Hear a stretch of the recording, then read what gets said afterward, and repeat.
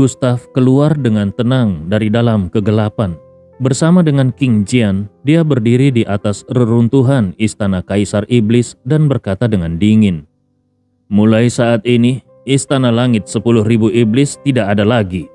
King Jian berubah menjadi wujud manusia. Dia langsung berlutut di depan Gustav dan berkata, "Tuan, bawahan King Jian menyembah Tuan. Istana langit 10.000 iblis beserta seluruh isinya bergabung ke dalam istana cahaya. Apapun perintah Tuan, King Jian tidak akan berani menolaknya."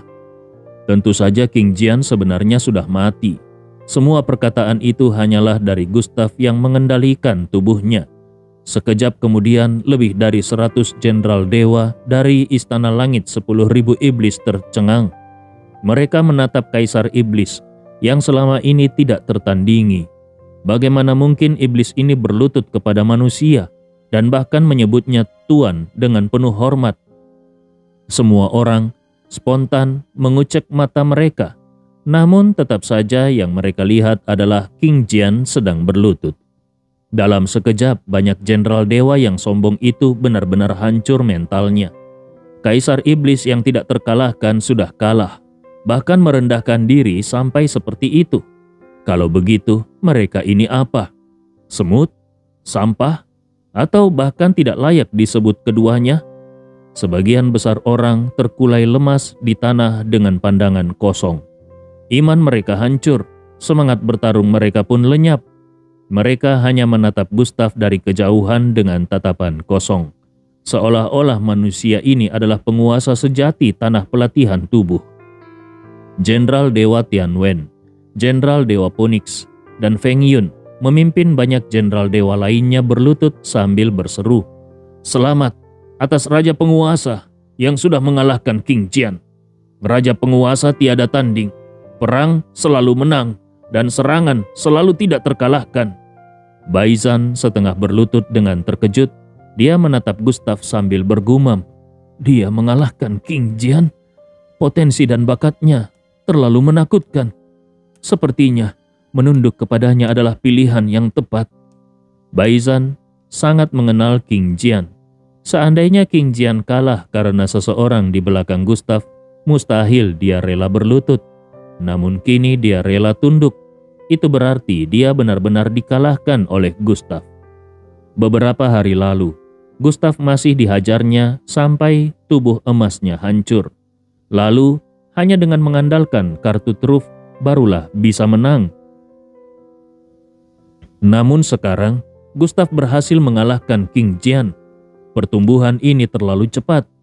Apakah Aldren Ye ini benar-benar manusia? Sepertinya, dunia Gunung Kunlun tidak sanggup menampung keberadaannya. Bahkan klan darah roh pun tidak akan bisa membiarkannya ada. Gustav memberikan perintah, "Seluruh iblis dengarkan, istirahatlah 1 hari. Besok aku akan memimpin kalian kembali ke Gunung Kunlun." Sementara urusan menaklukkan istana langit 10.000 iblis diserahkan kepada Baizan. Baizan adalah pengelola utama urusan istana cahaya, dengan kekuatan dan tingkat kultivasi tertinggi. Adapun King Jian kini sudah menjadi boneka tempur Gustav. Dia tidak diharapkan untuk mengurus apapun, karena kalau dia yang mengurus, itu berarti sama saja dengan Gustav yang melakukannya sendiri. Kini, istana cahaya sudah menyatukan 10.000 iblis. 2 raja penguasa sebelumnya, yaitu Baizan dan Kung Fu, kini diturunkan menjadi jenderal dewa. Sebenarnya Gustav berniat meninggalkan tanah pelatihan tubuh dan langsung menuju Tiongkok.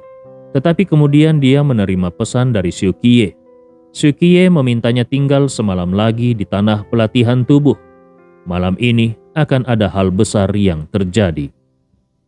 Menjelang malam, Gustav berdiri di puncak gunung. Auranya begitu mengerikan. Dia duduk bersila. Di belakangnya melayang sebuah jalan dao. Mirip aliran air Sungai Kuning, namun penuh dengan aura kehancuran, seolah hendak menghancurkan dunia. Itulah jalan kehancuran. Hanya saja jalan kehancuran itu baru sepanjang puluhan meter saja. Jaraknya masih sangat jauh dari jalan puncak sepanjang 300 meter. Namun Gustav sudah mulai menguasai kekuatan ini. Di dalam makam reinkarnasi, tubuh Morning Earth memancarkan cahaya samar. Xiu Qiye menatap Morning Earth lalu menghela napas panjang sambil menggelengkan kepalanya. Kukira kalau kau bergabung dengan reinkarnasi, dirimu di dunia fana, kau bisa terbebas dari lenyap. Sekarang sepertinya itu tetap tidak mungkin. Hanya kalau bocah itu menemukan tempat itu dan membebaskan kita, barulah kita bisa benar-benar hidup kembali. Dulu di alam rahasia klan darah roh, Morning Earth sudah bergabung dengan gadis dari keluarga Mo, yaitu Mo Ning. Mo Ning memang diciptakan untuk Morning Earth. Keduanya memiliki keterkaitan besar, bahkan penampilan mereka pun sama. Itulah rencana cadangan keluarga Mo. Setelah sisa jiwa Morning Earth bergabung dengan Mo Ning, maka baik Gustav maupun Xiu Qiye mengira Morning Earth akan bisa bertahan hidup dengan cara itu. Namun kenyataannya itu sama sekali mustahil. Kutukan dan segel dari orang-orang di balik klan darah roh terlalu kuat, bahkan melawan hukum langit. Morning Earth menatap Xiu Qiye sambil tersenyum tipis. Ada beberapa hal yang tidak bisa kita hindari. Senior Xiu, kau pasti paham arti keberadaan kita. Semua ini hanya demi Tuan Makam. Meskipun saat ini Tuan Makam belum sepenuhnya membangkitkan garis darahnya dan belum tumbuh ke tahap itu, serta belum mampu melawan kekuatan terdalam yang membuat para ahli gemetar ketakutan, tapi aku percaya Tuan Makam bisa melakukannya. Keberadaannya memang untuk membuat mereka yang berada di atas menjadi ketakutan.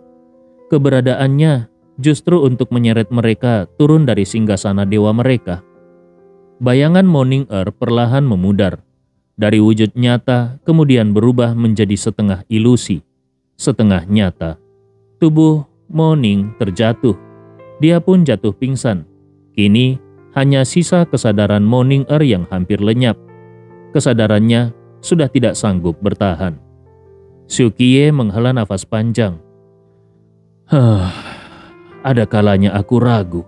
Apakah bocah itu benar-benar bisa? Apakah beban di pundaknya tidak terlalu berat? Sudahlah, panggil bocah itu masuk.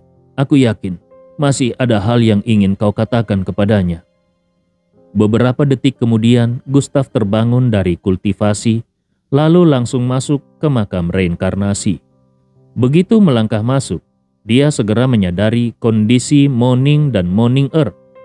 Mata Gustav mengernyit, di hatinya timbul firasat buruk. Morning Earth, apa yang terjadi padamu? Morning Earth tersenyum lembut. Tuan Makam, kekuatan kesadaranku sudah hampir habis. Sebentar lagi aku akan lenyap. Sepertinya aku tidak akan bertahan sampai dini hari besok. Gustav tertegun. Tidak mungkin. Kau sudah menyatu dengan tubuh Morning. Bagaimana mungkin kau bisa lenyap? Jelas Gustav tidak bisa menerima kenyataan di depan matanya. Morning Earth berjalan mendekat ke sisi Gustav, lalu berkata pelan, Tuan Makam, ada beberapa hal yang tidak bisa kita lawan. Setiap kesadaran para ahli besar di makam reinkarnasi ini sudah terkena kutukan dari orang-orang itu. Begitu terbangun, kami memang ditakdirkan tidak bisa bertahan lama. Tuan Makam, terima kasih. Waktu singkat ini adalah hari-hari terbahagia dalam hidupku karena bisa berjalan bersama denganmu. Aku percaya, tidak lama lagi kita pasti akan bertemu lagi. Pertemuan berikutnya mungkin akan menjadi pertemuan sejati antara tubuh kita masing-masing. Aku sudah terlalu lama menantikan hari itu. Karena sebentar lagi aku akan lenyap, izinkan aku mewariskan sesuatu kepadamu. Aku rasa setiap kesadaran para ahli saat mereka lenyap pasti akan melakukan hal yang sama. Dia menatap Gustav dengan tenang, tanpa rasa takut. Sudut bibirnya tersungging senyum tipis. Sejak aku bangun sampai sekarang, aku melihatmu tumbuh dari lemah hingga menjadi kuat. Mungkin aku tidak sempat menyaksikan saat kau menghancurkan klan darah roh. Tapi aku percaya, suatu hari nanti kau pasti akan melakukannya.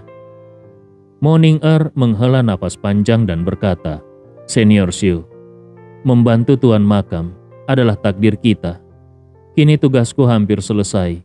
Kau dan Nie Baijian juga harus segera bergegas. Tubuh asli kita masih menderita, sedangkan kita hanyalah pecahan kesadaran. Bahkan kalaupun bukan demi takdir, bahkan kalaupun bukan demi Tuan Makam, maka itu demi diri kita sendiri. Dalam waktu kurang dari 10 tahun, Tuan Makam sudah memiliki kekuatan seperti ini. Mungkin untuk mencapai alam itu, dia bahkan tidak perlu 100 tahun. Bagi kita, 100 tahun hanya sekejap mata. Segera kita pasti akan terbebas. Gustav mengepalkan tinjunya.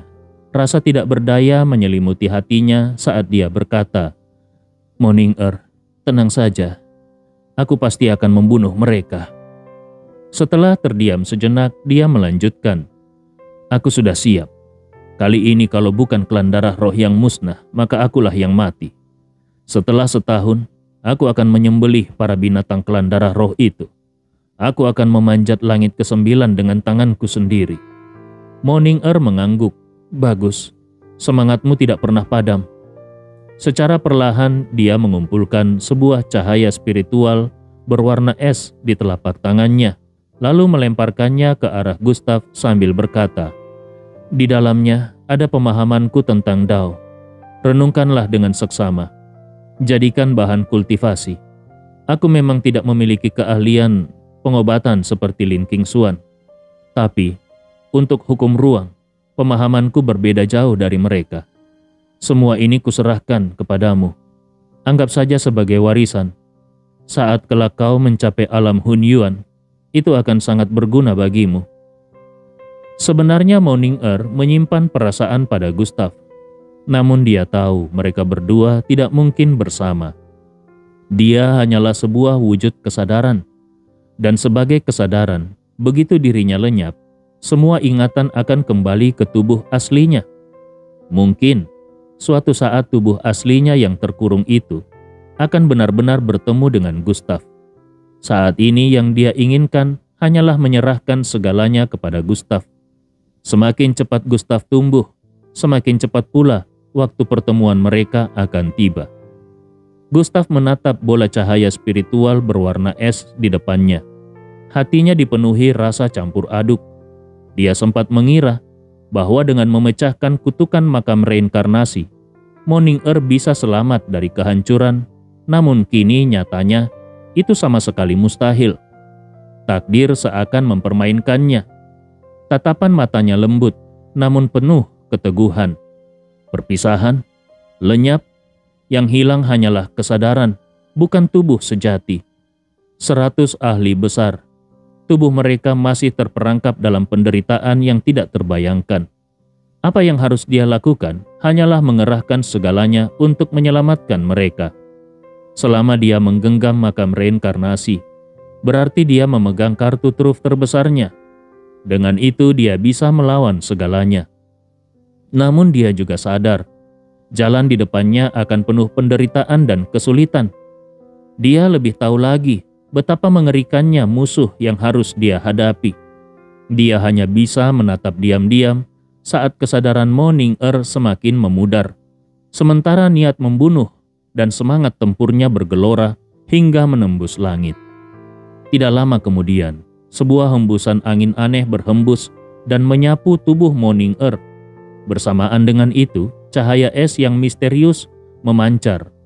Kaki Moning-er mulai lenyap, berubah menjadi partikel-partikel kecil yang tersebar di makam reinkarnasi. Kehancurannya semakin cepat. Dalam sekejap, bagian kakinya hingga betis pun sudah musnah. Suara Moning-er kembali terdengar. "Kami adalah wujud yang tidak bisa benar-benar dimusnahkan. Kelan darah roh hanya mampu menekan kami, tapi tidak bisa membunuh kami. Mungkin ribuan tahun penahanan ini bagi kami hanyalah sebuah ujian belaka. Tuan Makam, sampai jumpa. Di medan perang berikutnya, kita pasti bertemu kembali. Dan perlakukan Moning dengan baik." Begitu kata-kata itu selesai, wujud Moning-er lenyap sepenuhnya. seakan-akan dia tidak pernah ada di makam reinkarnasi. Nie Baijian maju sambil bercanda. "Bocah, kalau kau sampai menangis, seumur hidupku aku tidak akan pernah mengakuimu sebagai muridku. Dulu para ahli memberiku teknik dan warisan, tapi kau belum tentu sempat mempelajarinya. Tapi setelah kau menyelamatkan kami, para orang tua ini, kami akan memaksamu berlatih ulang dari awal, setahap demi setahap. Hanya dengan begitu, fondasimu akan benar-benar kokoh, dan kau bisa menguasai sepenuhnya warisan kami." Dia menepuk bahu Xiu Qiye sambil tersenyum dan bertanya, "Benar begitu bukan?" Xiu Qiye menoleh ke arah puluhan makam di belakang, lalu menghela nafas panjang. Memang begitu. Inilah yang disebut takdir. Setiap kurun waktu, ada beberapa orang yang keluar untuk menemani tuan makam bertumbuh. Saling bergantian. Sepertinya waktuku untuk menemani tuan makam juga akan segera berakhir. Xiu Qiye melayang ke depan makam reinkarnasi. Dia mengetuk batu nisan itu sambil tertawa. "Orang tua, kalau tidak salah, kampung halamanmu di Gunung Qianfeng bukan? Jangan khawatir, sebentar lagi kau akan keluar dan menggantikan posisiku." Bagaimanapun, kesadaran mereka tidak bisa bertahan lama. Setiap bagian kesadaran hanya menemani tuan makam dalam satu periode. Dan saat 100 ahli itu semuanya bangkit, itulah saat tuan makam menjadi tak terkalahkan di dunia tingkat tinggi. Gustav berkata, "Kedua guru, silakan. Muridmu ini akan menyerap dulu warisan yang sudah diberikan." Gustav pun keluar dari makam reinkarnasi. Lalu dengan kekuatan jiwanya, dia mulai menyerap warisan yang diberikan Morning Earth. Yang mengejutkan, warisan itu ternyata terbagi menjadi 3 bagian. Bagian pertama tentang hukum ruang, namun tidak lengkap. Bagian kedua tentang hukum waktu, masih tidak lengkap. Dan 2 bagian ini, untuk saat ini, belum bisa dipahami Gustav. Tapi dia yakin, begitu mencapai alam Hedao, atau bahkan tingkat yang lebih tinggi lagi, dia pasti akan memperoleh manfaat besar darinya. Adapun bagian ketiga dari warisan itu adalah ilmu es milik Morning Earth. Di dalamnya tercatat 2 jurus pamungkas, yaitu 1000 es menjadi pedang dan formasi pedang 1000 es. Jurus pertama, 1000 es menjadi pedang, ialah mengubah es menjadi pedang tajam untuk membunuh musuh. Jurus kedua, formasi pedang 1000 es, ialah mengkondensasi air menjadi pedang es, lalu membentuk formasi pedang biduk utara untuk menjebak serta membinasakan musuh. Di dalamnya terkandung prinsip jalan agung es yang ekstrim. Gustav masih memerlukan waktu untuk benar-benar memahaminya. Sebuah pedang raksasa sepanjang 1000 zang menebas malam, dengan kekuatan yang seakan sanggup memenggal bintang dan menghancurkan bulan. Tebasannya menghantam bumi dan membuat puluhan pegunungan runtuh.